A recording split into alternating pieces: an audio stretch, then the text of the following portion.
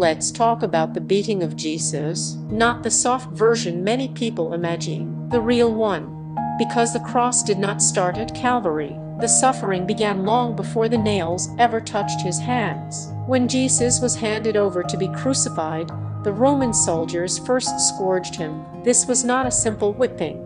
The Romans used a weapon called a flagrum or flagellum. It was a whip with multiple leather strands. At the end of each strand were pieces of bone, metal, and sharp hooks designed to tear flesh.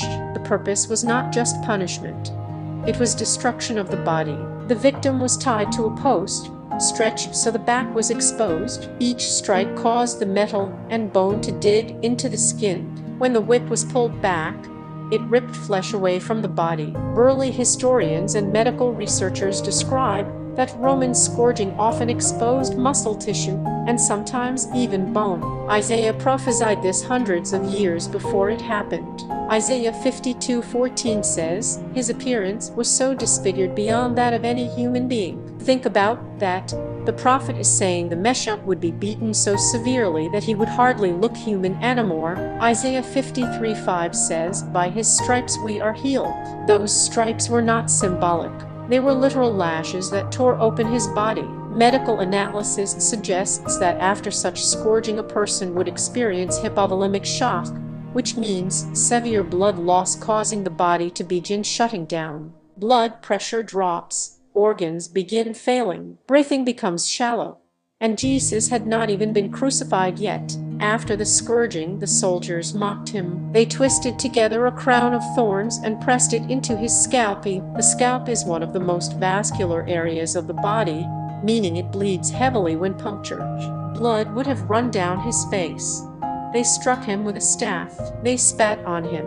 They mocked him as king. Then they placed the crossbeam on his already turned shoulders and forced him to carry it through the streets. Why does this matter? Because many people talk about the cross without understanding the price that was paid before the cross. Jesus did not casually walk to Calvary.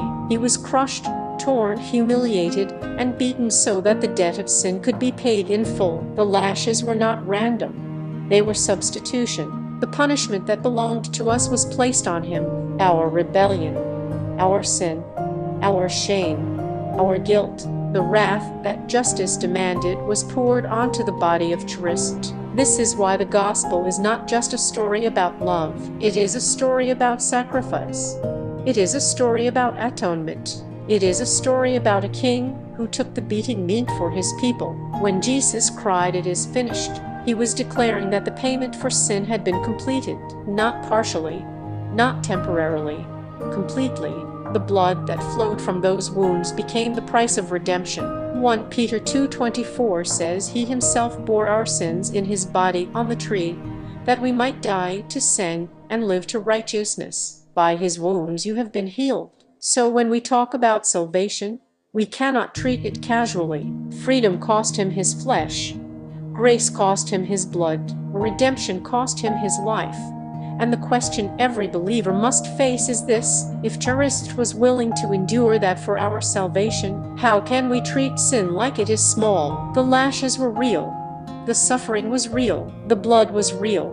And the salvation purchased through it is real. Never forget the price that was paid.